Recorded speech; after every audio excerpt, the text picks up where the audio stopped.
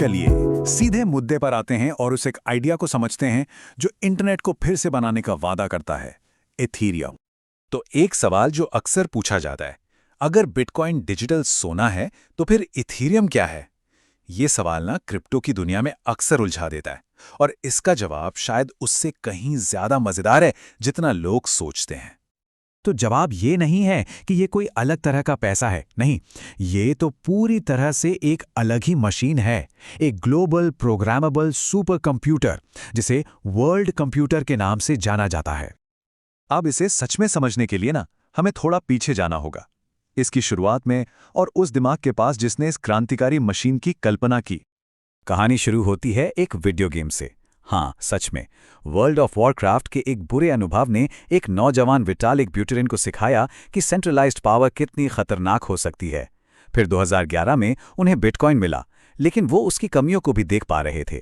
और फिर 2013 में सिर्फ 19 साल की उम्र में उन्होंने इथेरियम व्हाइट पेपर पब्लिश किया, जिसने दुनिया को एक बहुत बड़े आइडिया से मिलवाया। तो वो कौन सी चीज है जो इस वर्ल्ड कंप्यूटर को चलाती है? वो है एक कमाल का इनोवेशन, स्मार्ट कॉन्ट्रैक्ट। अब इसे ऐसे समझिए जैसे ये कोई डिजिटल वेंडिंग मशीन हो। आप कुछ इनपुट डालते हैं और वो अपने आप एक आउटपुट दे देती है, सब कुछ कोड में लिखे नियमों के हिसाब से, बिना किसी बिचौलिए की जरूरत के। और यही जो फर्क है ना, यहीं से दोनों की सोच और काम करने का तरीका बिल्कुल अलग हो जाता है। इसे ऐसे सोचिए जैसे एक तरफ कैलकुलेटर हो और दूसरी तरफ स्मार्टफोन।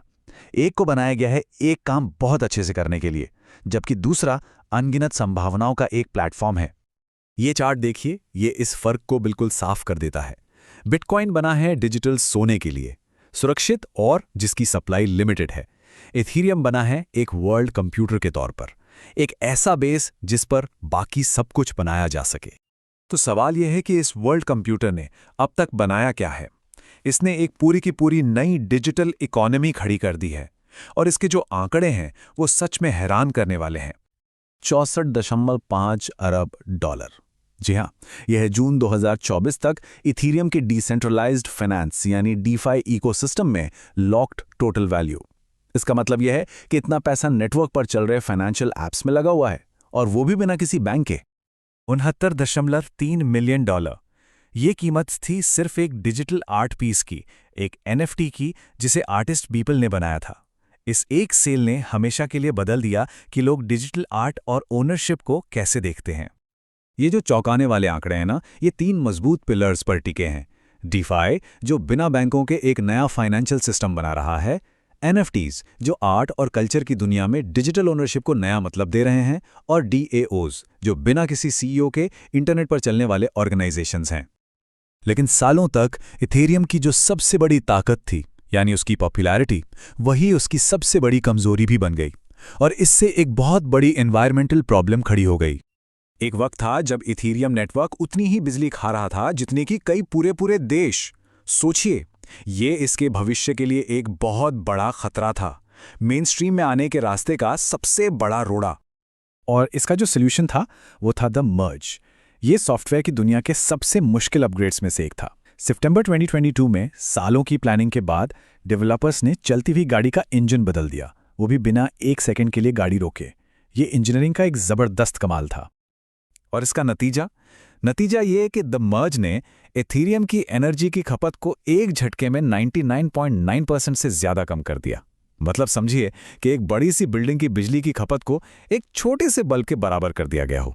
इसने रातों रात इसकी पूरी एनवायरमेंटल कहानी ही बदल दी। तो एनर्जी की प्रॉब्लम तो सॉल्व हो गई। अब नेटवर्क ने अपनी अगली सबसे बड़ी चुनौती पर ध्यान दिया, स्केलेबिलिटी। मतलब इथीरियम एक ग्लोबल कंप्यूटर कैसे बन सकता है अगर वो 1 सेकंड में सिर्फ कुछ ही ट्रांजैक्शंस कर पाए? इसका जवाब है लेयर 2 सेंट्रिक भविष्य। इसे ऐसे समझिए, इथीरियम की जो मेन चेन है वो एक सुपर सिक्योर सेंट्रल हाईवे की तरह है, और रोज का जो भारी ट्रैफिक है उसे संभालने के लिए तेज और सस्ते साइड हाईवेज यानी लेयर 2 नेटवर्क्स बनाए जा रहे हैं। और ये सिर्फ कोई हवाई बात नहीं है, इथीरियम का एक बिल्कुल साफ पब्लिक रोड मैप है। The surge, scourge, verge, purge और स्प्लर्ज, ये सारे स्टेप्स नेटवर्क को तेज, ज्यादा सिक्योर और ज्यादा डिसेंट्रलाइज बनाने के लिए डिजाइन किए गए हैं, ताकि ये अरबों यूजर्स को हैंडल कर सके। और जैसे जैसे ये टेक्नोलॉजी मैच्योर हो रही है, वॉल स्ट्रीट की नज़र इस पर पड़ गई है। प्लेटफॉर्म की टेक्निकल तरक्की और रेगुलेशन को लेकर बढ़ती क्लैरिटी ने बड़े बड़े फाइनेंशियल इंस्टीट्यूशंस को इस इकोसिस्टम में खींच लिया है, और कुछ एक्सपर्ट्स तो एक सुपर साइकिल की बात भी कर रहे हैं। और इसी वजह से कुछ बहुत ही बड़ी बड़ी भविष्यवाणियां भी हो रही हैं। जैसा कि इस कोट में कहा गया है, इथेरियम को सिर्फ एक टेक्नोलॉजी नहीं बल्कि अगले दशक का सबसे बड़ा मैक्रो इन्वेस्टमेंट ट्रेड माना जा रहा है। लेकिन हाँ, ये रास्ता बिल्कुल आसान नहीं है। एक तरफ तो एक जबरदस्त वादा है, एक ज्यादा खुले यूजर ओन्ड इंटरनेट की नींव बनने का, लेकिन दूसरी तरफ उतने ही बड़े खतरे भी हैं।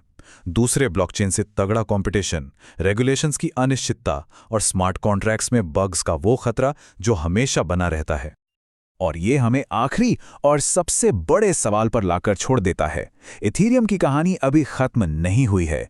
ये एक डिजिटल देश है जो हमारी आंखों के सामने बन रहा है, और इसका अगला चैप्टर हमारी डिजिटल दुनिया को हमेशा के लिए बदल सकता है।